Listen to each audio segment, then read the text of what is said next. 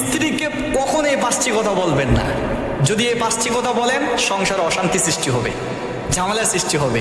আমার কলিজার টুকরা যারা স্বামীরা আছেন তাদেরকে বলছি, খুব সাবধান, স্ত্রীকে এই 5টি কথা কখনো বলবেন না। যদি বলেন তাহলে খুব সমস্যার সৃষ্টি হবে, এমনও হতে পারে ডিভোর্স হয়ে যেতে পারে। আসুন আমরা এই 5টি বিষয় জেনে নিই। নাম্বার 1, আপনি কখনো আপনার স্ত্রীকে বলবেন না যে তোমার মা বাবা খুব খারাপ। এটা আপনার স্ত্রীকে বলতে যাবেন না। যদি বলেন তাহলে সমস্যার সৃষ্টি হবে। অতএব আপনার স্ত্রীকে আপনি বলবেন না যে তোমার মা বাবা খুব খারাপ, তোমার মা বাবার কারণে সেটা হয়েছে এটা হয়েছে, এটা বলতে যাবেন না। যদি বলেন তাহলে অবশ্যই আপনার বিপদ আছে, অনেক সমস্যার সৃষ্টি হতে পারে।